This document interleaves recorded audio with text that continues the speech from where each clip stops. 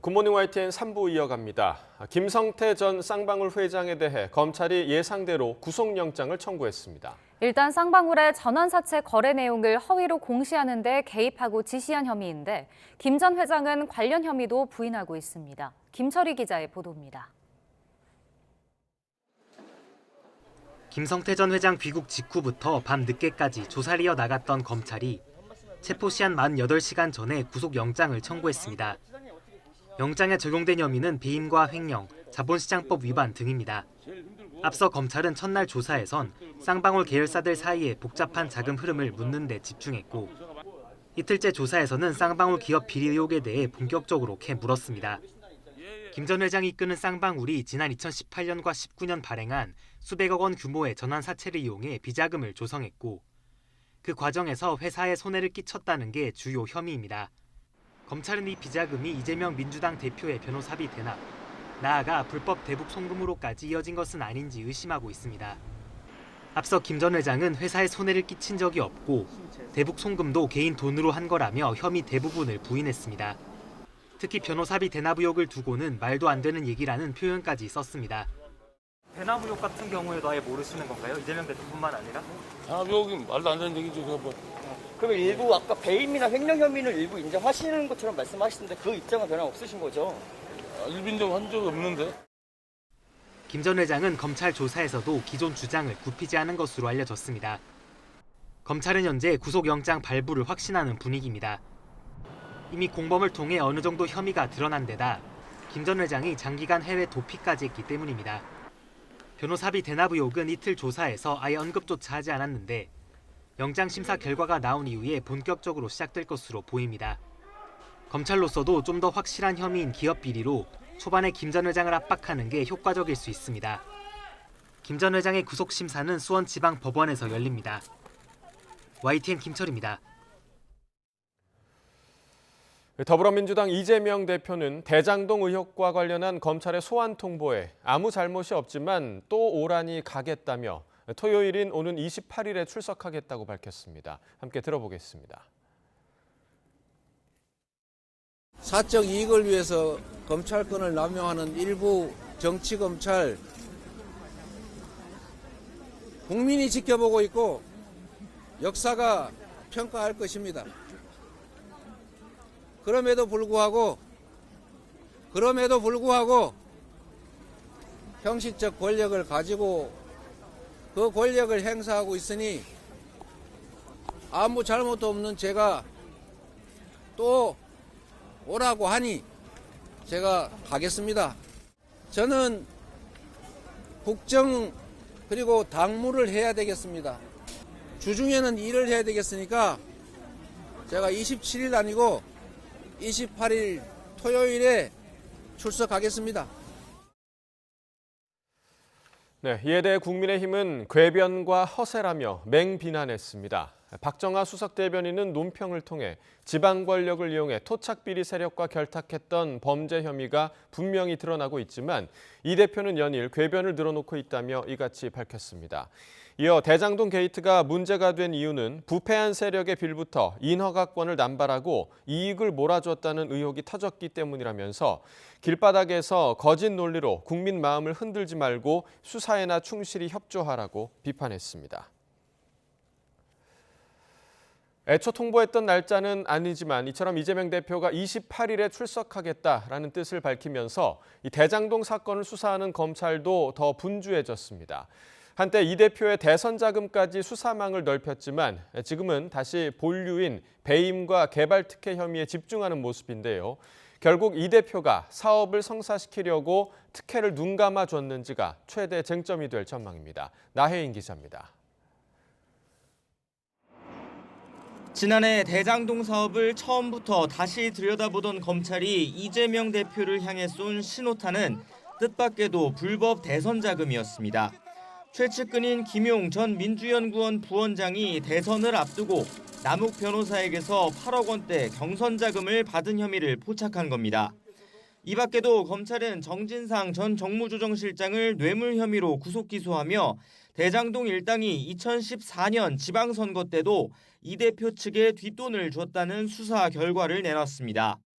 하지만 대장동 일당의 검은 돈을 실제 이 대표가 선거 자금으로 썼는지는 아직 밝히지 못했습니다. 구속 기소된 이 대표 측근들은 여전히 자신들의 혐의조차 부인하고 있고 계좌 추적에서도 별다른 소득이 없었던 것으로 보입니다. 결국 수사 착수 1년 4개월 만에 성사된 이 대표 조사의 초점은 애초 사건의 본류였던 개발 특혜에 맞춰질 것으로 보입니다. 검찰은 성남시장 시절 이 대표의 주요 공약이었던 대장동 사업이 시의회 반대나 열악한 재정 여건 때문에 난항을 겪자 민간 특혜를 용인했다고 의심하고 있습니다. 결합 개발을 추진했던 성남시 1공단 공원화 사업비나 1,800억 원대 고정이익만 남겨주면 나머지는 민간업자들 뜻대로 하게 해줬다는 겁니다. 물론 이 대표는 죄가 될 일을 하지 않았다고 항변하고 있습니다. 돈 한 푼 안 들이고 위험 부담 하나도 안 하고 성남 시민을 위해서 환수한 게 배임죄입니까? 뭐 어떻게 하라는 것입니까? 하지만 검찰은 당사자의 지위나 임무부터 손해 액수까지 법리가 복잡한 배임보다 범죄 구성 요건이 간명한 이해충돌방지법, 옛 부패방지법 위반 혐의에 집중하고 있습니다. 민간업자들이 개발계획이나 공모지침서 내용 같은 성남시 내부 비밀로 사업권을 따게 해줬다면 처벌해야 한다는 겁니다. 이미 조사가 끝난 성남FC 사건처럼 대장동 사건 역시 이 대표가 기소를 피하기 어려울 거란 관측이 많습니다. 최종 처분에 앞서 검찰이 대장동과 성남FC 사건을 묶어 신병 확보 시도에 나설지도 관심입니다. YTN 나인입니다. 윤석열 대통령은 다보스 포럼, 즉 세계경제포럼 연차총회 참석 이틀째 특별 연설에 나섭니다. 윤 대통령은 오늘 오후 스위스 다보스에서 열리는 특별 연설을 통해 범세계적 경제 위기를 헤쳐나가기 위한 국제 협력에 대한 구상을 밝힐 예정입니다. 특히 공급망 강화와 청정에너지 전환, 디지털 질서 구현을 위한 국제사회의 연대 협력 방안을 제시하고 한국의 역할을 소개할 계획입니다. 풍력 터빈 제조 분야에서 세계 1위 기업인 덴마크의 베스타스가 우리나라에 3억 달러, 우리 돈으로 3,700억 원 규모의 투자에 나섭니다. 베스타스의 헤릭 앤더슨 최고 경영자는 스위스 다보스의 한 호텔에서 이창양 산업통상자원부 장관에게 3억 달러의 투자를 신고했습니다. 윤석열 대통령이 직접 참석한 투자 신고식에서 베스타스의 아시아 태평양 지역본부도 한국으로 이전하기로 했습니다. 이란 외무부가 주 이란 한국 대사를 초치해 아랍에미리트의 적은 이란이라는 윤석열 대통령의 발언에 대해 항의했다고 반관영 ISNA 통신이 현지 시간 18일 보도했습니다. 이란 외무부 성명에 따르면 레자 나자피 법무국제기구 담당 차관은 이날 윤강현 한국 대사를 만난 자리에서 이란이 걸프 지역 국가 대다수와 우호적 관계를 유지하고 있음을 강조했습니다. 이어 한국 대통령의 발언은 이러한 우호적 관계를 방해하고 중동 지역 평화와 안정을 해치는 것과 마찬가지라고 밝혔습니다. 그러면서 한국 정부는 이에 대한 즉각적인 설명과 입장 정정이 필요하다고 덧붙였습니다. 임수경 중앙방역대책본부 상황총괄단장이 브리핑에서 국가감염병 위기대응자문위원회로부터 실내 마스크 의무 조정 평가지표 4가지 가운데 3가지는 달성했고 코로나19 유행 상황이 정점을 지났다는 의견을 받았다고 밝혔습니다. 이어 세부 검토를 거쳐 내일 중앙재난안전대책본부에서 실내 마스크 의무 조정 시점을 발표할 것이라고 말했습니다. 4가지 평가지표는 주간 환자 발생 2주 이상 연속 감소와 주간 신규 위중증 환자 전주 대비 감소, 4주 내 동원 가능 중환자 병상 가용 능력 50% 이상, 동절기 백신 추가 접종률 고령자 50%, 감염 취약시설 60% 이상 등입니다. 코로나19에 2번 걸린 사람의 치명률이 처음 감염된 사람보다 80% 가까이 높아서 감염된 적이 있더라도 백신 접종이 필요하다는 지적이 나왔습니다. 중앙방역대책본부는 오미크론 BA.5 변이가 우세화된 지난해 7월 이후 확진자 847만여 명을 분석한 결과 2회 감염 시 치명률은 0.21%로 1회 감염 시 치명률의 1.79배였습니다. 특히 50대 2회 감염자의 치명률이 같은 연령대 1회 감염자 치명률의 3배나 돼 전체 연령대 가운데 가장 컸습니다. 중국의 제로 코로나 정책에 반발한 백지 시위 참가자들이 하나둘 체포되고 있습니다. 섣부른 방역 완화로 감염자와 사망자가 속출한 것에 대한 책임까지 돌리려는 움직임도 엿보이고 있습니다. 베이징에서 강정규 특파원이 보도합니다.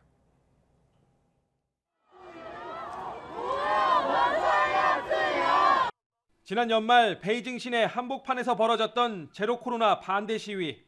당시 거리에서 백지를 들었던 이 여성은 경찰에 체포될 걸 직감하고 이런 영상을 남겨두었습니다. 也就是说，当大家看到这段视频时，我已经被警察带走了。 지난해 11월 30일 친구 5명과 경찰에 불려가 24시간 교육을 받은 뒤 풀려났는데 12월 18일부터 경찰이 다시 친구들을 하나둘 붙잡아갔다고 말했습니다. 他们在拘捕令上被要求签名时，罪名栏是空白的。警方也拒绝告知他们的关押地点、时间和罪名。 실제 이 여성도 지난달 24일 이후 연락이 끊긴 걸로 전해졌습니다. 这一场报复是为了什么？为什么要用我们这些普通青年的人生作为代价？我们不想凭空被消失。 중국 인권 문제를 추적해온 웹사이트는 백지 시위 참가자 100명 이상이 구금됐다고 추정했습니다. 중국 인터넷에선 관련 내용을 검색할 수 없도록 차단된 상태입니다. 섣부른 방역 완화를 비난한 SNS 계정 1120개도 닫아버렸습니다. 남아있는 건 백지 시위를 비난하는 글입니다. 코로나19 확산과 사망자 급증의 원인을 봉쇄 해제를 요구한 백지 시위 탓으로 돌리는 겁니다. 不光是老人，连年轻人也可能成为他们咬食的对象。现在有很多人已经开始埋怨、抱怨放太开了。 전격적인 방역 완화 결정에 백지 시위가 영향을 끼쳤다는 점을 시사하는 관영 매체 기사가 나오기도 했습니다. 정권 퇴진 구호까지 외쳤던 백지 시위대를 그냥 둘 수 없는 공안 당국. 최근 감염 확산과 사망자 급증의 책임을 돌리려는 의도도 엿보입니다. 베이징에서 YTN 강정규입니다. 우크라이나 키이우 외곽에 헬기가 추락해 헬기를 탄 내무장관 등 14명이 숨졌습니다. 헬기가 유치원에 추락해 어린이들의 피해도 컸는데 기체 결함과 비밀 공작 등의 가능성을 두고 조사가 이루어지고 있습니다. 보도에 이종수 기자입니다. 키이우 외곽 브로바리 지역 유치원과 주거 건물에서 불길이 치솟고 있습니다. 헬리콥터가 건물 위로 추락했기 때문입니다. 헬리콥터가 형체를 알아보지 못할 정도로 부서졌고 덥게 가려진 시신들이 여기저기 있습니다. 갑자기 헬기가 덮친 유치원의 내부도 크게 파손돼 아수라장이 됐습니다. 이 사고로 헬기에 타고 있던 우크라이나 내무장관과 어린이가 숨지는 등 40명 가까운 사상자가 발생했습니다. 헬기에 타고 있던 모나스티르스키 내무장관이 우크라이나전 발발 이후 최고의 관료로 사망했습니다. 사고 헬기는 프랑스제 슈퍼 퓨마로 내무부와 국가비상서비스 소속 고위 관료들을 태우고 전방으로 향하고 있었습니다. 우크라이나 경찰은 기체 이상 안전수칙 위반, 비밀 파괴 공작 등 모든 가능성을 염두에 두고 조사를 벌이고 있습니다. Перше треба сказати, що за рано роботи висновки зараз вже розпочато кримінальне провадження і слідчі служби безпеки України, Національної поліції, ДБР зараз будуть працювати. 젤렌스키 우크라이나 대통령과 다보스 포럼에 참석 중인 젤렌스카 영부인은 최근 자국민 45명이 숨진 비극에 이은 이번 사고로 인한 비통한 마음을 감추지 못했습니다. Сьогодні ще один складний важкий день для всіх нас. Сьогодні в нас нові втрати. І тому я ще більше вдячна за те, що ви сьогодні з нами. 지난 14일 우크라이나에서는 러시아의 공습으로 드니프로 지역 아파트가 무너져 45명이 숨졌습니다. YTN 이종수입니다. 최근 소셜미디어에서 러시아의 미사일 공격으로 처참하게 파괴된 아파트에서 드러난 부엌 사진이 공개돼 많은 사람의 마음을 아프게 하고 있습니다. 해당 부엌에는 단란했던 가족의 일상이 고스란히 남아 있었습니다. 보도에 김세호 기자입니다. 지난 14일 러시아군의 폭격으로 아파트 외벽이 통째로 뜯겨나가면서 드러난 주방의 모습입니다. 식탁 위 접시에는 사과가 담겨 있고 싱크대에는 미처 씻지 않은 접시들이 쌓여 있습니다. 폭격을 당하기 직전까지도 평온한 일상이 이어져 왔음을 보여주고 있습니다. 집주인은 우크라이나의 유명한 복싱 코치인 마히일로 코레노프스키로 이번 폭격에 숨졌고 부인과 딸들만 목숨을 건졌습니다. 시점은 확인되지 않았지만 코레노프스키 가족들이 부엌에서 딸의 생일을 축하하는 동영상입니다. 이미 고인이 된 코레노프스키가 막내딸을 안고 있고 생일을 맞은 둘째 딸은 촛불을 끄고 있습니다. И старался он, конечно, всем уделить внимание, причем всем категориям. Не только то, что он воспитал высшего класса боксеров, и всегда не забыл детей. Очень любил деток, которые только пришли на бокс, привить им. 조야 야루시 키이우 의원은 페이스북에 폭격당한 부엌에서 사람들이 웃고 대화했다며 그러나 러시아는 우리의 꿈을 뺏지 못할 것이라고 썼고 한 여성은 부엌이 자신이 자랄 때 모습과 똑같다고 올리는 등 SNS에는 안타까움을 담은 추모의 글이 잇따랐습니다. 지난 14일 러시아가 우크라이나 전역에 미사일 공격을 가한 가운데 디니프로의 고층 아파트에 순항 미사일이 떨어졌습니다. 이로 인해 어린이 3명을 포함해 40여 명이 숨졌고 수십 명이 실종됐습니다. YTN 김세호입니다.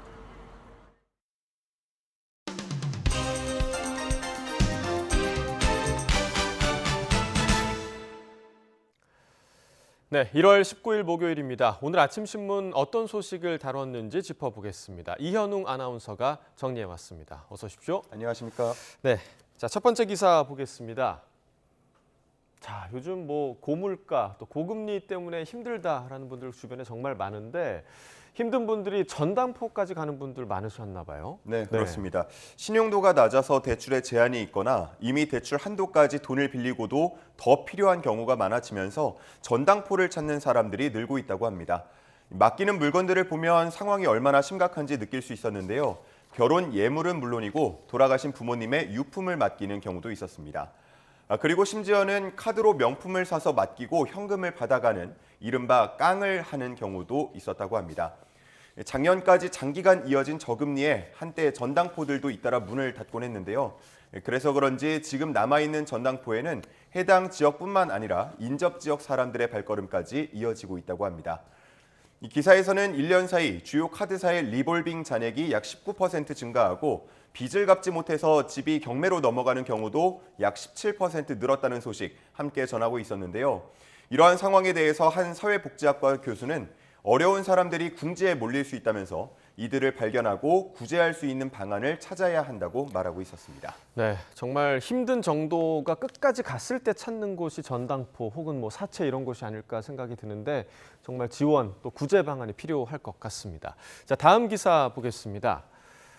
자, 고향사랑 기부제가 지금 올해부터 시행되고 있는데 얼마 전에 뭐 손흥민 선수도 참여를 했다 이런 기사도 봤거든요. 그런데 답례품이 좀 문제가 됐나 봐요. 네, 그렇습니다. 뭐 손흥민 선수뿐만 아니고 윤석열 대통령 부부 등도 참여하면서 참여를 독려하고 있는 상황입니다. 이 고향사랑 기부제를 통해서 기부를 하게 되면 세액공제와 함께 답례품으로 교환 가능한 포인트를 지급받게 되는데요. 그런데 정작 시민들이 참여하려고 해보니까 답례품이 성의 없이 준비된 경우가 많아서 기부 마음이 사라지기도 한다고 합니다. 네, 안 그래도 뭐 여기 제목에 보면 고향 답례품이 노르웨이 고등어, 그러니까 고향사랑 기부제랑 노르웨이 고등어가 굉장히 좀 이질적인 느낌이 들거든요. 네, 그렇습니다. 뭐 이왕이면 고향을 추억하고 또 느낄 수 있는 그런 지역 특산물을 받으면 기부의 취지와 더 잘 맞지 않을까 싶은데요. 그렇지 않은 경우들이 더러 있었습니다. 전주시 하면 떠오르는 음식 뭐가 있습니까? 뭐 당연히 비빔밥이겠죠. 네, 전주 비빔밥이 떠오르는데 비빔밥이 아니라 닭날개 볶음밥 밀키트가 답례품으로 선정돼서 아쉽다는 반응도 나왔고요. 광주 동구 같은 경우는 출장 세차 서비스를 준다고 하는데 세차하려고 고향까지 내려가야 되냐 뭐 이런 반응이 나오고 있다고 합니다. 그리고 대구 북구는 짐바브웨 전통악기인 칼림바를 준비했다고 하고요. 부산 중구는 다른 선택지 없이 부산 영화 체험 박물관 입장권만 고를 수 있도록 하기도 했다고 합니다. 이러한 부실한 답례품에 대한 지적이 잇따르자 주무부처인 행정안전부는 시행 초기라서 미흡한 점이 있었다고 인정했는데요. 다만 제도가 자리 잡히고 지자체 간 건전한 경쟁이 활성화되면 특색 있는 상품들이 더 마련될 거라면서 기대를 내비치기도 했습니다. 한 전문가 역시 상당한 예산을 충당할 수 있는 좋은 제도인데도 지자체들이 이해가 부족해 보인다면서 지적하는 목소리를 내기도 했습니다. 네, 뭐 기부자들이 답례품을 바라고 기부를 하는 건 아닐 테지만 그래도 취지에 맞는 답례품이 준비될 필요는 있어 보입니다. 자, 다음 기사 보겠습니다. 자, 이제 명절 앞두고 있는데 한우값이 지금 폭락했다 이런 소식이 전해졌는데 사실상 소비자들이 체감하기는 조금 어려운 것 같아요. 네, 그렇습니다. 그렇지 않아도 제가 어제 마침 식당에서 밥을 먹을 때 이 한우 가격 폭락에 대한 뉴스가 TV에서 나오고 있었습니다. 옆자리에서 식사를 하던 분들이 그러더라고요.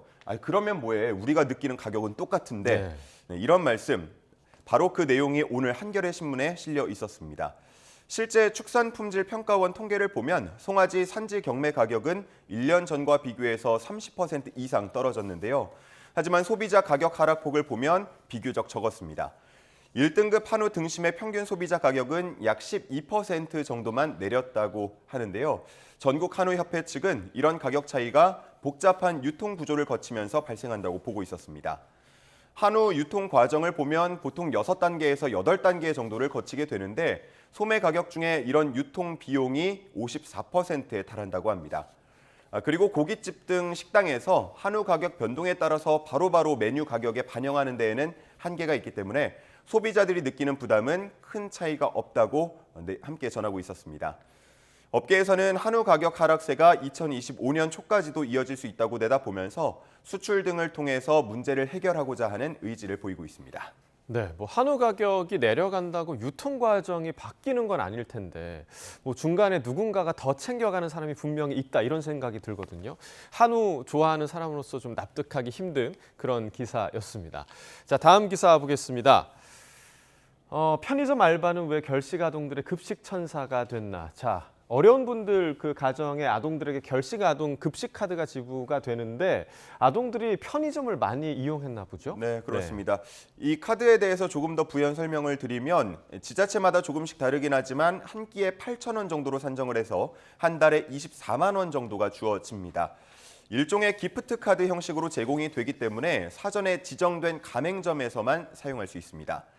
이 아동급식 카드의 사용처를 강득구 의원실에서 확인해 보니까요. 편의점의 비중이 41.9%로 가장 높았다고 합니다. 일반 음식점이 25%, 마트가 16.6%, 제과점이 8.1% 순으로 나타났습니다. 네, 요즘 뭐 편의점에서 파는 음식의 질이 뭐 갈수록 좋아지고 있긴 하지만 그 이유 때문만은 아닐 것 같아요. 네, 그렇습니다. 그보다는 구조적인 문제 때문이라는 지적이 나오고 있는데요. 쉽게 말하면 편의점이 아닌 곳에서는 먹고 싶은 걸 마음대로 먹을 수 없기 때문이란 말입니다. 앞서 말씀드린 것처럼 아동급식카드는 가맹점에서만 사용 가능한데요. 가맹점 정보를 명확하게 알기 어렵다고 하고요. 그 가맹점이라고 되어 있더라도 정작 사용하려고 해보면 거절당하거나 눈치를 받는 경우도 있다고 합니다. 반면 편의점은 본사와 계약이 되어 있어서 따로 눈치 보지 않고 편하게 사용할 수 있다고 하는데요. 그러다 보니까 주로 편의점 도시락이나 라면을 사게 된다고 합니다. 한편 이런 문제와 더불어서 한 끼 단가가 8,000원으로 맞춰져 있다 보니까 일반 음식점에서는 먹기에 부족할 수 있다는 지적 나오고 있고요. 또 하루 사용 한도가 최대 27,000원 정도까지 정해져 있어서 피자, 족발 같은 비교적 비싼 음식은 사 먹기 어렵다는 지적도 나오고 있습니다. 전문가들은 아이들이 눈치 보지 않고 또 돈에 구애받지 않고 마음 편하게 먹고 싶은 걸 먹을 수 있도록 한 끼 단가를 인상하고 제도에도 융통성이 생겨야 한다고 주장하고 있습니다. 네, 사실 뭐 한 끼에 8,000원이면 지금 뭐 현실에 맞지 않는다라는 그런 생각도 들고요. 아이들이 좋아하는 피자, 치킨을 또 먹을 수 없다라는 그런 비용이기 때문에 분명히 제도적 보완이 필요할 것 같습니다. 자, 마지막 기사 보겠습니다. 자, 인구 1위 교체 임박. 지금 중국이 뭐 61년 만에 인구가 줄었다 이런 기사가 있었는데 이제 인구 1위가 중국에서 인도로 바뀔 것 같은 분위기죠? 네, 그렇습니다. 두 나라는 모두 14억 명 이상의 인구를 거느리고 있고요. 지난 70여 년 동안 세계 인구의 3분의 1 이상을 차지해 왔습니다. 지금도 이미 인도의 인구수가 중국을 앞섰다는 분석도 나오고 있는데요. 앞으로는 그 차이가 더 커질 것으로 전망됩니다. 말씀해 주신 것처럼 최근에 61년 만에 처음 인구가 감소한 것으로 발표된 중국은 예상보다 빨리 인구 정점을 맞았다는 분석이 나오고 있고요. 이는 급격한 인구 증가를 막기 위해서 1980년대부터 실시해오던 인구 정책의 실패로 평가가 되고 있습니다. 반면 인도는 앞으로도 40년 동안 꾸준히 인구가 증가할 걸로 예상이 되고 있는데요. 현재 인구의 47%가 25세 미만이라는 점, 또 합계 출산율이 여전히 2.0을 웃돌고 있다는 점 등이 그 근거입니다. 세계 인구 1위가 되면 국제사회에서 목소리를 더 키울 수 있다는 그런 명분이 마련된다는 시각도 있는데요.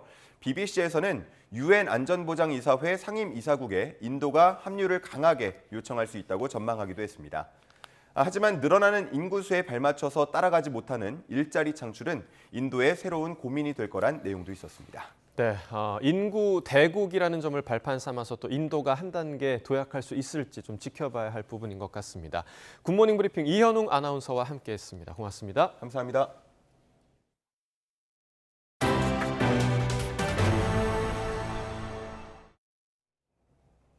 경찰과 국가정보원이 서울 정동에 있는 민주노총 사무실을 비롯해 전국적으로 10여 곳에 대한 압수수색을 벌였습니다. 수사기관은 민주노총 전현직 관계자들이 북한으로부터 지령을 받았다고 의심하고 있는데 민주노총 측은 공안 통치의 부활이라며 거세게 반발했습니다. 보도에 김다연 기자입니다. 지난 2015년 말 민중 총궐기 이후 처음으로 경찰이 민주노총 사무실을 압수수색했습니다. 국가정보원도 함께 나선 이번 압수수색은 보건의료노조 사무실과 피의자들의 자택 등 전국 10여 곳에서 동시다발적으로 이루어졌습니다. 영장에는 민주노총 조직국장 A씨 등 전현직 조합원 4명의 국가보안법 위반 혐의가 적시됐는데 경찰은 이들이 2016년부터 3년간 캄보디아와 베트남 등에서 북한 공작원을 만나 지령을 받고 금품을 받았을 가능성이 있다고 의심하는 것으로 전해졌습니다. 국정원도 YTN과 통화에서 몇 년 동안 내사를 진행해 확보한 증거를 토대로 법원에서 압수수색 영장을 발부받았다고 설명했습니다. 갑작스러운 압수수색 소식에 민주노총은 격앙된 반응을 보였습니다. 통상적으로 국가보안법 사건에서 압수수색을 진행하는 수준을 넘어섰다며 마치 체포영장을 집행하듯 경찰이 밀고 들어왔다고 규탄했습니다. 그러면서 윤석열 정부의 무능과 실정을 가리기 위한 이념, 색깔 덧씌우기 공작, 공안 통치의 부활이라고 주장했습니다. 또 압수수색 소식에 윤 대통령의 아랍에미리트 순방 말실수나 이태원 참사 국정조사 반쪽 마무리 등이 언론에서 묻혔다는 지적도 나왔습니다. 이것이 언론에 나와야 하는데 오늘 이 민주노총에 대한 압수수색으로 이것들은 싹 사라졌습니다. 이것이 우연인지 아닌지는 상식 있는 언론인들, 국민들이 판단하실 수 있을 거라고 생각을 합니다. 경찰은 압수물 분석을 마치는 대로 피의자들을 직접 불러 조사할 계획입니다. YTN 김다현입니다. 이른바 인천 건축왕의 딸이 소유한 건물에서도 전세 보증금을 돌려받지 못할 위기에 놓인 세입자들이 속출하는 것으로 확인됐습니다. 돈을 더 내고 집을 사라는 얼토당토하는 대안을 제시받은 세입자들도 있었습니다. 어떤 사연인지 임성재 기자가 들어봤습니다. 오피스텔과 아파트로 구성된 100여 세대 규모의 주상복합 건물.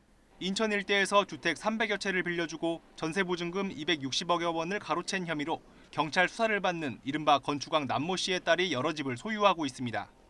딸 남 씨가 세입자를 유치한 방식은 건축왕 아버지와 판박이었습니다. 금융권 대출로 집값의 절반가량이 선순위 근저당으로 잡힌 집에 주변보다 낮은 전세가를 매겨서 임차인을 끌어들였습니다. 이 건물이 통째로 이 집주인 하나의 소유자, 돈이 많은 사람이다. 돈이 그렇게 없는 사람이 아니다. 그러니까 안심하셔도 된다.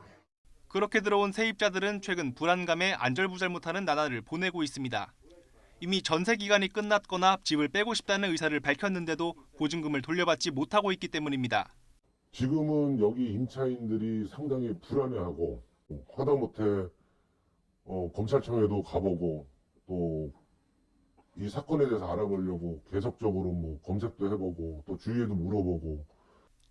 항의가 쇄도하자 딸 남 씨 측은 전세 계약을 갱신하면서 주택도시보증공사에 안심전세 대출을 받으라고 권유하거나 기존 보증금에 더해 돈을 추가로 내고 집을 사라는 이해하기 어려운 제안을 하기도 했습니다. 보증금을 돌려받기 위해선 새로운 세입자를 구하는 것 외에는 뾰족한 방법이 없는 상황. 하지만 지난해 3월 아버지 남 씨 소유 회사가 딸 건물을 담보로 수십억 원을 빌린 사실이 드러나며 이마저도 쉽지 않아졌습니다. 후순위 근저당에 대해서 집요하게 몇 사람이 질문을 했고 2022년 7월 전에는 아버지가 관리를 하셨지만 그 이후로는 자기가 관리를 하고 있다.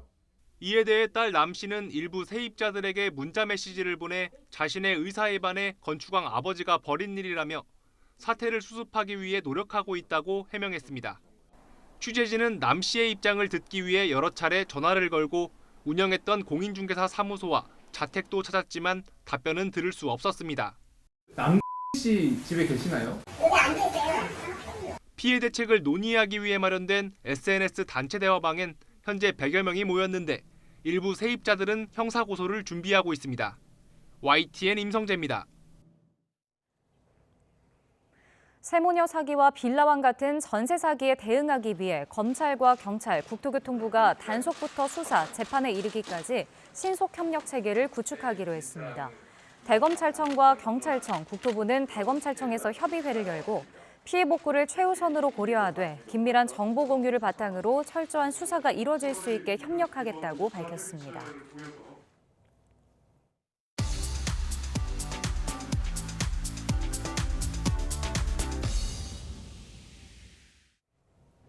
네, 경제 소식을 빠르고 친절하게 전달해 드립니다. 오늘 굿모닝 경제는 한양대학교 경제금융대학 이정환 교수와 함께하겠습니다. 어서 오세요. 어서 오십시오. 자, 먼저 해외 증시 상황부터 살펴보겠습니다. 뉴욕 증시 어제에 이어서 좀 하락 마감을 했는데요. 밤 사이에 그 미국의 생산자 물가 지수가 발표가 됐는데 예상보다 좀 크게 떨어졌습니다. 물가가 좀 하강 국면에 접어들었다. 뭐 이렇게 생각해도 될까요? 예, 사실은 이제 생산자 물가 지수가 그 전월 대비, 생산자 물가 지수는 보통 전월 대비를 표시를 하는데, 네. 뭐 기대로는 시장의 기대로는 한 0.1% 정도 떨어질 것이라고 예측했는데, 지금 0.5% 포인트가 떨어지면서 생각보다 많이 하락했다라고 지금 예측을 하고 있습니다. 그럼에도 불구하고 사실 주가가 떨어진 거거든요. 그럼에도 불구하고 보통 이게 물가 지수가 낮게 나오면 사람들이 통화 긴축 정책이 조금 줄어들 것이다. 금리 더 안 올릴 것이다라고 생각해서 보통은 주식시장이 긍정적으로 반응을 했는데 오늘은 사실은 반대로 주가가 떨어졌습니다. 이런 이야기는 결국 뭐냐면 물가는 어느 정도 안정이 되고 어떻게 보면은 경기 하강에 대한 사실 우려가 보다 깊어져서 결국 이런 것들이 주가에 반영되는 것이 아니냐라는 이런 채널을 생각할 수가 있고요.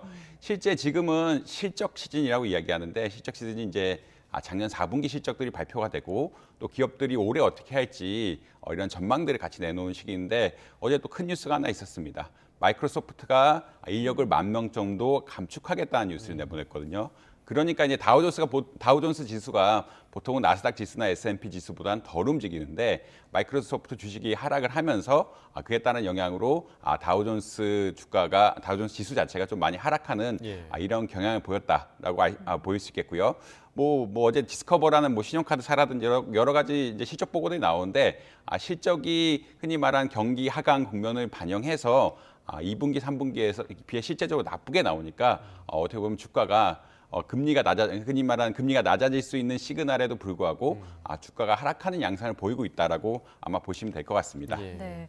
그리고 12월 소매 판매도 지표가 나왔는데 1.1% 감소했습니다. 근데 사실 지난해 연말에 쇼핑 대목이었는데도 이제 지갑을 닫고 소비를 줄였다는 건데 이러면 이제 경제 위축될 수 있다라는 우려가 더 커지는 것 아닌가요? 예, 맞습니다. 사실은 미국은 추수감사절부터 크리스마스까지가 가장 큰 소비 시즌이라고 이야기하고요.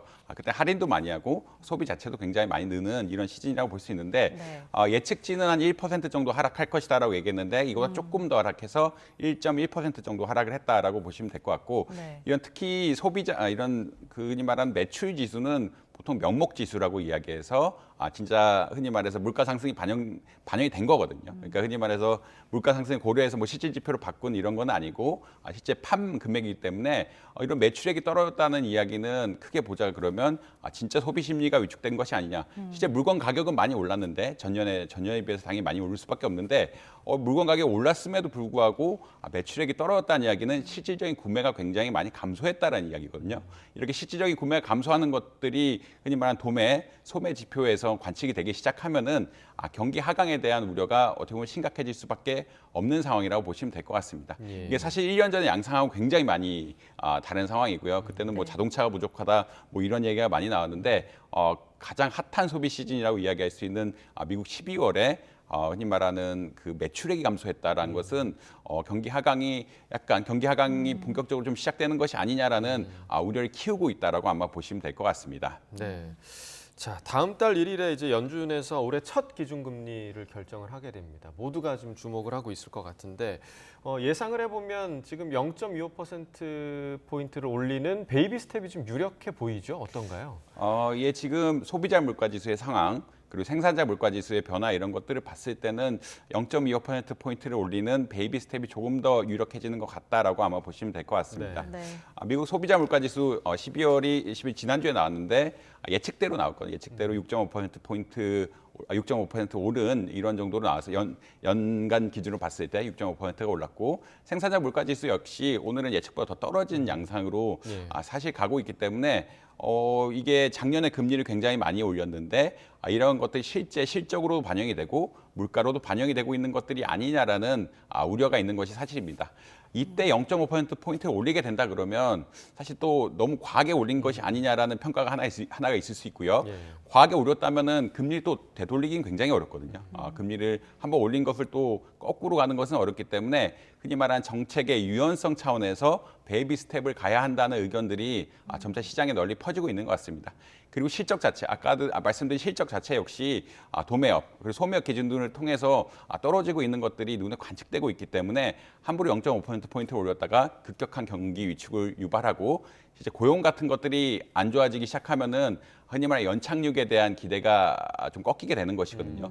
미국이 연착륙에 대한 기대를 하는 것은 고용 지표가 사실 좋아서인데 실업률 역사상 가장 낮은 수준으로 나와서 이런 것을 이 고용을 바탕으로 해서 소비를 적게 줄이고 경기 하강을 조금 유도하면서 그렇지만 금리를 올리면서 물가를 잡는 이런 좋은 시나리오로 가고자 하는데 이렇게 갑작스럽게 예상보다 금리를 많이 올리게 되면은 아무래도 고용도 더 위축이 되고 소비도 더 위축이 되는 이런 상황이 발생할 수가 있어서 어떻게 보면 정책의 탄력성 차원 그리고 흔히 말하는 정책의 효과에 대한 시차 등을 고려해 봤을 때 베이비 스텝이 조금은 유리한 것 같다라고 아마 보시면 될 것 같습니다. 네, 2월 1일에 미 연준이 금리 인상을 얼마나 할지 좀 지켜보도록 하겠습니다. 자, 이틀 뒤면 이제 설 연휴가 시작이 되는데요. 사실 저희가 지난해부터 물가가 많이 올랐다는 얘기는 정말 많이 했던 것 같아요. 이번에 음식 준비하시면서도 좀 부담이 많이 되시겠죠? 이번 설은 사실 물가지수 관리 차원에서는 좋은 기간은 아닙니다. 그게 어떤 이야기냐면 사실 기후 요인도 있고, 기상 요인이라고 기후 요인은 아니고 기상 요인도 있고, 그다음에 그 시기적 요인도 있고, 그다음에 전기료 상승 같은 여러 가지 요인이 있는데 일단은 12월에 굉장히 날씨가 안 좋았죠. 날씨가 안 좋았다는 얘기는 굉장히 추웠습니다. 이러면 아무래도 시설 작물이라고 할지라도 재배하는데 좀 흔히 말하는 보관하고 재배하는데 타격을 받을 수밖에 없거든요. 이런 여파가 하나가 있었다라는 게 말씀드릴 수 있겠고, 그리고 설 자체가 굉장히 빠르죠. 보통은 뭐 1월 말 혹은 2월 초까지 가기도 하는데 1월에 타이트하게 붙으면서 여러 가지 일반적인 기간보다 빨리 오면서 여러 가지 흔히 말하는 재배라든지 이런 것의 시간 이런 것에 따라서 좀 공급이 원활하지 않는다는 이런 또 특징이 하나가 있습니다. 그리고 특히 이제 전기료 같은 것들이 작년에 많이 올랐죠. 작년 4월, 10월에 이렇게 굉장히 많이 오르면서 전기료는 결국 시설 작물 재배에 굉장히 영향을 미칠 수밖에 없거든요. 이런 시설 작물 재배가 사실 물가 안정이 굉장히 중요한데 이런 것들이 오르면서 좋지 않았다. 특히 밀가루 같은 경우는 좀 다른 케이스인데 밀가루나 뭐 닭고기 좀 다른 케이스인데 밀가루는 우크라이나 사태가 진정이 안 되면서 전 세계 제일 수출국인 우크라이나 사태가 진정이 안 되면서 물가가 작년 대비 뭐 41% 올랐다라고 볼 수 있고 닭고기 같은 경우는 사실 AI 조류 독감 문제가 조금 심각해지면서 9월달, 10월달부터 이제 우려가 되기 시작하고 실제로도 20곳 이상 발견이 됐다라고 이야기하거든요. 그래서 양계 농가에 어떠한 공급 차질 우려가 되면서 굉장히 많이 오르고 있다라고 아마 보시면 될 것 같습니다. 그래서 물가 자체가 오르는 요인 있고 그다음에 지금 시기적으로 사실은 이 1월 초 이 시간 그리고 날씨가 안 좋았던 것을 고려해봤을 때 물가 상승 압력이 좀 심할 수밖에 없다라는 그러한 요인, 외부 요인도 안 좋아지고 있어서 사실은 설날 이렇게 음식 장만하는 뭐 여러 가정에서 굉장히 조금 부담을 느낄 수밖에 있는 상황이다라고 보실 수 있을 것 같습니다. 네, 물가 상승에 너무 다양한 요인이 지금 복합적으로 겹쳐 있는 그런 상황인 것 같고요. 자, 그럼에도 불구하고 이번 그 명절이 3년 만에 대면 명절이다 보니까 이 설 선물도 고가 상품이 또 인기라고요. 사실 학자들 요새 이야기하는 것들, 특히 뭐 경제학자라고 마케팅 하시는 분들이 보면은 불황이 올수록 소비가 양극화된다라고 또 많이 이야기하거든요. 흔히 말하는 이제는 소비는 가성비 아니면 가심비라고 보통 뭐 이야기를 많이 하던데 어떻게 보면은 그 가격이 싼 거 대비 성과가 좋은 것들. 최근에 뭐 식용유라든지 스팸 같은 이러한 어떻게 보면 5만 원 아래에 흔히 그 상품도 많이 판매 늘었다라고 이야기하지만 200만 원 이상의 뭐 소고기 상품, 그다음에 커스터마이즈된 상품이라고 이야기해서 과일 역시 굉장히 특수한 과일들만 뽑아가지고 바구니 만들어서 선물하는 이런 케이스들도 굉장히 많이 늘었다라고 이야기하고 있거든요. 결국은 사실 3년간 못 받기 때문에 이번엔 준비를 잘해가지고 뭐 보답을 해야겠다는 어떤 소비 심리가 하나 있을 거고 그렇지만 너무 경기가 위축될 것 같고 내년에 올해 안 좋을 것 같은데 그에 따라서 소비를 굉장히 줄여야 되는 것이 아니냐. 흔히 말하는 가성비와 가심비가 같이 가고 있는 이런 상황이라고 보시면 될 것 같습니다. 네. 특히 불황이 되면 앞으로도 이러한 어떠한 경향들이 조금 더 심해지지 않냐라고 보통 평가를 많이 하고 있는 것 같습니다. 네. 자, 마지막으로 올해부터 바뀌는 세법 시행령 내용도 좀 살펴보겠습니다. 맥주와 막걸리에 붙는 세금이 오른다고 하는데 보통 이 주세가 물가 상승률을 반영해서 올랐잖아요. 그럼 소비자들이 살 때는 얼마나 오르게 되는 건가요? 맥주는 리터당 30원, 그러니까 보통 뭐 한 캔당 한 10원 정도 오른다라고 보시면 될 것 같고요. 탁주는 뭐 500ml, 750ml니까 한 1원 정도 오른다라고 아마 보시면 될 것 같은데. 네. 근데 이제 사실은 뭐 우려하는 것들은 제조사들이 이거를 핑계로 많이 올릴 것이 아니냐. 특히나 전기료 같은 것들이 또 계속 오른다라고 지금 예측이 되고 있는데 네. 내년에 가스료라든 전기료 같은 것들이 안정이 안 되고 계속 오를 거라고 예측이 되는데 사실 이 금액 이게 비율 자체는 좀 줄었지만 작년에 물가 상승률이 워낙 높았죠. 사실 올해 보통 물가 상승률만큼 반영을 하는데 작년에 물가 상승률이 5%대 상승을 했는데 이것은 네. 사실 유례 없는 일이죠. 거의 40년 만에 처음 있는 일이라 이만한 물가 상승률을 고려해 봤을 때는 전체 금액 차원에서는 많이 올랐다. 전체 금액 차원에서 많이 올랐기 때문에 흔히 말하는 주류 업체에서 이런 많이 올린 금액, 지금은 정부가 깎아준다고 하긴 했지만 워낙 인상 요인이 많다. 그리고 전기료 같은 것들이 인상 요인이 많다라는 그런 점을 강조를 해서 또 올릴 것이 아니냐라는 그런 의견들이 많이 나오고 있습니다. 근데 실제로 작년에 봤을 때 작년에 한 2.5% 정도 주세가 올랐는데 네. 작년에 맥주값이라든지 막걸리값 뭐 평균적인 상승률을 보면은 한 7, 8%대를 보고 있거든요. 흔히 말 이 세금 올린 것보다 특히나 이제 원자재 가격도 많이 올랐다. 여러 가지 이유를 대면서 주류 제공 업체들이 가격을 더 많이 올리고 있는 이런 상황이라고 보시면 될 것 같고요. 특히 이제 주류 같은 것들은 좀 그렇게 탄력적이지는 않다. 특히나 이제 서민 주류 같은 것들은 가격이 올랐을 때 그렇게 소비 수요가 줄지 않기 때문에 수익 차원에서는 사실 회사들한테 조금은 유리한 이런 그런 상황이다. 그래서 주세 지금 비율 자체는 그러니까 퍼센트 자체는 그렇게 많이 안 올리려고 노력을 했지만 워낙 물가 상승이 높았고 이에 따른 금액 상승이 높았기 때문에 그리고 전기세라는 어떤 공공요금의 인상이라는 어떻게 보면 명분이 있기 때문에 올해도 또 맥주값이라든지 이런 탁주값이 많이 오르지 않을까라는 조금 우려가 있는 것이 사실이다라고 보시면 될 것 같습니다. 네. 애주가들이 섭섭해할 만한 소식으로 오늘 좀 마무리를 해야겠습니다. 굿모닝 경제 한양대학교 이정환 교수와 함께했습니다. 고맙습니다.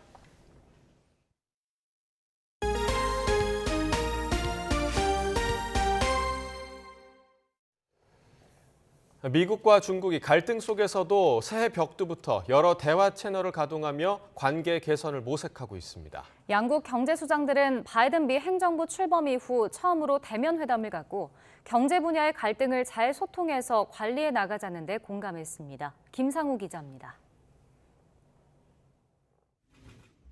안보는 물론 경제 등 전 방위적으로 미국과 중국의 갈등이 장기화하는 가운데 앨런 미 재무장관과 류어 중국 부총리가 스위스에서 만났습니다. 그간 3차례에 걸쳐 화상회담만 진행했던 두 경제수장은 바이든 미 행정부 출범 이후 처음으로 대면으로 만나 경제 현안을 논의했습니다. 모두 발언에서 류 부총리는 항상 더 큰 그림을 염두에 두고 공통 분모를 찾아야 한다고 말했고 앨런 장관은 소통이 부족해서 비롯된 오해가 두 나라의 경제관계를 악화하는 상황을 허용하면 안 될 것이라고 말했습니다. 3시간가량 진행된 회담에서 두 경제수장은 공통과제인 기후변화 대응에 협력하고 경제 분야에서 빚어진 갈등 사안을 충돌로 비화하지 않도록 관리해 나가자는 데 공감했습니다. 하지만 양국 경제수장은 핵심 이슈인 미국의 중국에 대한 투자와 반도체 규제 등의 무역과 원유 가격 상한제 시행 등과 관련한 중국의 러시아 무역 지원 등에서 이견을 좁히지 못한 것으로 알려졌습니다. 미국과 중국은 갈등 속에서도 새해 벽두부터 경제와 기후 문제와 관련해 여러 대화 채널을 가동하며 양국 관계 개선을 위한 행보를 이어가고 있습니다. 앞서 지난 11일에는 미국 대통령 기후 문제 특사와 중국 기후변화 특사가 화상 통화를 했고 그 다음 날엔 중국 상무부장이 중국 내 미국 기업들을 대표하는 위원회 회장과 화상 통화를 했습니다. 다음 달 초에는 블링컨 미 국무장관이 베이징을 방문해 친강 중국 외교부장과 만날 예정이어서 양국 갈등 해소에 돌파구가 마련될지 주목됩니다. YTN 김상호입니다. 대표적 IT 기업인 마이크로소프트가 불황에 대비하기 위한 대규모 정리해고 방침을 또다시 밝혔습니다. 사티아 나델라 최고 경영자는 블로그를 통해 2023년 회계연도의 3분기가 지나기 전에 전체 직원의 5%에 해당하는 10,000명을 해고할 방침이라고 밝혔습니다. 나델라 CEO는 정리해고 사유를 거시경제적 환경과 소비자 요구 변화에 대응하기 위한 것이라고 설명했습니다. 지난 2011년에 발생한 후쿠시마 제1원전 폭발 사고와 관련해 당시 원전을 운영한 도쿄전력 경영진 3명에 대해 1심에 이어 2심에서도 무죄 판결이 나왔습니다. 도쿄 고등재판소는 업무상 과실치사 등의 혐의로 기소된 가스마타 스네이사 전 회장 등 경영진 3명에 대해 모두 무죄를 선고했다고 교도통신 등 일본 언론들이 잇따라 전했습니다. 독일 서부의 탄광마을 리체르트 철거 반대 시위에 나섰던 스웨덴의 청소년 환경운동가 툰베리 등 기후활동가들이 18일 독일 경찰에 구금됐습니다. 경찰은 구금된 시위자들이 두 자릿수 중반 규모로 시위자 전체 신원이 확인될 때까지 이들을 구금할 예정이라고 밝혔습니다. 다만 이들이 법적으로 구속된 것은 아니라는 게 경찰의 설명입니다. 걷기 좋은 거리를 만들기 위해 서울 연세로에 내려졌던 대중교통 전용지구 해제를 놓고 찬반 여론이 여전히 거셉니다.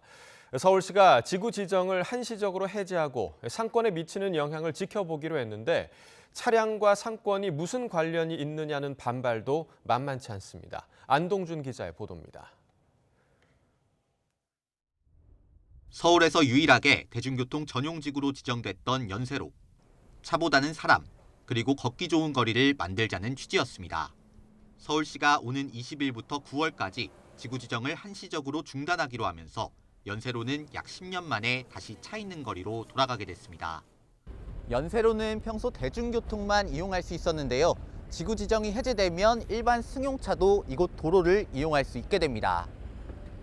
서대문구가 지구 지정 해제를 추진한 건 연세로가 대중교통 전용지구로 지정돼 접근성이 떨어져 신촌 상권이 위축됐다는 이유 때문입니다. 지구 해제에 찬성한다는 뜻을 밝혀왔던 상인들도 서울시의 이 같은 결정을 환영하는 분위기입니다. 신촌이 예전처럼 완전히 100% 회복할 수는 없겠지만 신촌을 찾아오는 고객들의 연령대가 다양해지고 그러면서 상권이 활성화되지 않을까 이런 것들에 대한 기대가 있어요. 하지만 상권의 주 소비층인 인근 대학생들은 지구 해제와 상권 활성화는 큰 관계가 없다고 입을 모읍니다.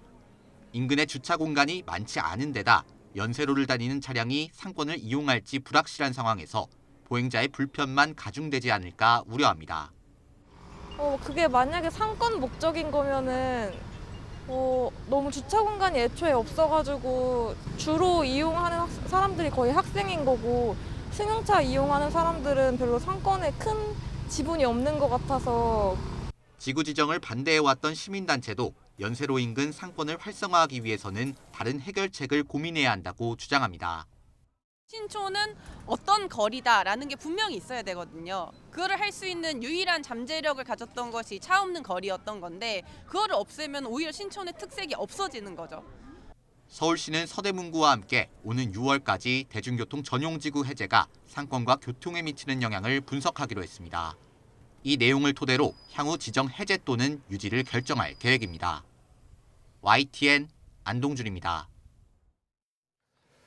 오늘 새벽 5시쯤 서울 올림픽대로 김포 방향 여의 상류 나들목 근처에서 화물차가 앞서가던 화물차를 들이받았습니다. 사고 수습을 위해 일부 차로가 2시간 넘게 통제된 가운데 출근길 차량이 늘어나면서 해당 구간 정체가 빚어지고 있습니다. 이 사고로 화물차 운전자 1명이 가벼운 부상을 입고 병원으로 옮겨졌습니다. 어제 오후 2시 20분쯤 강원도 양구군 양구읍 상무룡리에 있는 조립식 주택에서 불이 났습니다. 다행히 인명피해는 없었으며 불은 2층 일부를 태우고 1시간 만에 꺼졌습니다. 어제 새벽 0시 10분쯤 경기 안산시 건건동에 있는 화훼용 비닐하우스에서 불이 나 1시간 만에 꺼졌습니다. 이 불로 비닐하우스 안에서 화초를 재배하며 거주해온 65살 남성 A씨가 숨졌고 50제곱미터 비닐하우스 한 개동 일부가 불에 탔습니다. 전 세계에서 가장 많이 팔리는 약은 어떤 약일까요? 최근 2년간 가장 많이 팔린 의약품은 바로 화이자의 코로나19 백신인데요. 코로나19 국면이 안정세로 접어들면서 올해는 약 판매 지각에도 큰 변화가 생길 것으로 보입니다. 보도에 이성규 기자입니다. 코로나19 대유행을 맞아 지난 2021년 약 45조 8천억 원, 전 세계 판매고 1위를 기록한 화이자의 코로나19 백신. 지난해에도 3분기까지 32조 9천억 원으로 매출 1위를 지키며 2년 연속 판매 1위가 예상되고 있습니다. 하지만 올해는 코로나19 확산이 주춤하면서 1위 자리를 내줄 것으로 보입니다. 강력한 1위 후보는 미국 MSD의 면역항암제 키트루다로 올해 약 29조 5천억 원의 매출이 예상됩니다. 면역항암제는 인체 내 면역세포에 암세포 공격을 억제하는 기전을 풀어 암세포를 공격하는 방식의 항암제로 지난 2015년 이 치료제로 치료를 받은 지미 카터 전 미국 대통령이 암 완치를 선언하면서 전 세계적인 이목을 끌었습니다. 머크의 키트루다라고 하는 면역항암제가 있습니다. 그 면역항암제가 지금 18개 암종에 38개 적응증으로 허가를 받았는데 그게 적응증을 확대하면서 시장을 급격하게 늘리고 있습니다. 지난해 3분기까지 1위였던 화이자의 코로나19 백신은 올해 2위로 전망되며 2위였던 화이자의 코로나 치료제 팍스로비드는 4위로 예상됩니다. 3위였던 에비브의 류마티즘 관절염 치료제 휴미라는 올해도 3위를 차지할 것으로 관측되며 4위였던 MSD의 키트루다는 올해 1위로 올라설 전망입니다. 또 5위였던 모더나 백신은 올해 9위로 하락할 것으로 보입니다. 면역항암제와 류마티스 관절염 치료제 등 최근 바이오의약품을 주도하는 항체 치료제가 당분간 강세를 이어갈 것으로 진단했습니다. YTN 사이언스 이성규입니다. 올해는 6.25 전쟁 후 황무지로 변한 산을 되살리기 위해 국토녹화 사업이 시작된 지 50주년이 됩니다. 민둥산에서 완벽한 녹색 숲으로 변한 기적 같은 치산 녹화 과정을 김진도 기자가 취재했습니다. 나무 하나 찾아보기 힘든 불모지. 전쟁 후 연료 부족에 시달리면서 산의 나무는 하나둘 사라져갔습니다. 비를 머금고 잡아줄 나무가 없어지자 여름철 수해가 잦아지며 삶은 더 팍팍해졌습니다. 1973년 숲을 되살리기 위한 치산 녹화 계획이 본격 시작됐습니다. 전국적으로 민둥산을 찾아 나무를 대규모로 심었습니다. 적박한 땅에서 빨리 자라는 포퓰러와 아카시나무, 오래 길러야 하지만 가치가 높은 낙엽송 잣나무, 그리고 열매를 얻을 수 있는 나무를 심었습니다. 50년 동안 총 100억 그루 나무를 심은 지금 헥타르당 11세제곱미터에 불과하던 나무의 양은 165세제곱미터로 15배 넘게 증가했습니다. 황폐된 산지의 50%를 완전히 복구하였고 나무에 부피인 인목 축적을 29배나 증가시켰습니다. 한강의 기적에 이어 녹색의 기적으로 불리는 한국의 숲. 50년간 잘 가꿔온 이 푸르고 울창하고 아름다운 숲을 임업인과 국민들께서 함께 누릴 수 있도록 산림 르네상스 시대를 열어가고 있습니다. 50년 동안 묵묵히 심고 가꿔온 숲이 앞으로의 50년은 경제적 혜택과 치유의 공간을 베푸는 숲으로 탈바꿈할 전망입니다. YTN 김진우입니다. 유럽연합 EU의 행정부 격인 집행위원회가 역내 친환경 산업 육성을 위한 이른바 탄소중립법 입안 추진을 공식화했습니다. 우르줄라 폰데어 라이엔 EU 집행위원장은 현지 시각 18일 유럽의회 본회의에 출석해 EU의 반도체법과 동일한 형태로 탄소중립산업법 제정을 추진하겠다고 밝혔습니다. 이는 친환경 산업 관련 공급망 전반에 대한 투자를 확대해 미국 인플레이션 감축법인 IRA에 대응하겠다는 구상으로 풀이됩니다. 경기도 고양시에서 열린 서울 신규 광역자원 회수시설 설명회가 큰 소동 없이 30분 만에 마무리됐습니다. 서울시는 어제 오전 고양시 일산동구 동양인재개발원에서 신규 광역자원회수시설 설명회를 열었습니다. 당초 서울시와 고양시가 행사 준비 과정에서 갈등을 빚어 우려가 있었으나 설명회는 비교적 차분한 분위기 속에 큰 마찰 없이 진행됐습니다. 오늘 아침 출근길에는 어제보다 따뜻한 옷차림 하셔야겠습니다. 현재 서울 기온은 영하 5.7도로 어제 같은 시각보다는 2도나 낮은 상태고요. 찬바람 때문에 체감 온도는 영하 10도 안팎까지 떨어져 있습니다.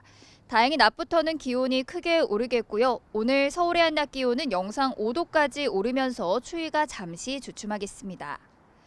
하지만 이렇게 추위가 주춤한 틈을 타서 미세먼지가 말썽을 부리겠습니다. 중국발 스모그에 황사까지 더해지며 대기질이 점차 탁해지겠는데요. 오늘 경기 남부와 충청, 전북과 대구는 종일, 그 밖의 지역은 오전과 밤에 일시적으로 먼지 농도가 높게 치솟겠습니다. 밤 사이에는 비나 눈 소식도 들어 있습니다. 오늘 퇴근길 무렵 수도권과 강원도를 시작으로 내일 아침까지 중부와 전북, 경북과 제주도에는 비나 눈이 내릴 텐데요. 강원도에는 최고 5cm, 그 밖의 지역에는 1에서 3cm의 눈이 내려 쌓이겠습니다. 현재 서울 기온은 영하 5.7도, 대전은 영하 4.9도 등으로 어제보다 1, 2도가량이 낮은 상태고요. 낮 기온은 서울이 5도, 대구가 6도 등으로 어제보다는 1도에서 4도가량이 높겠습니다.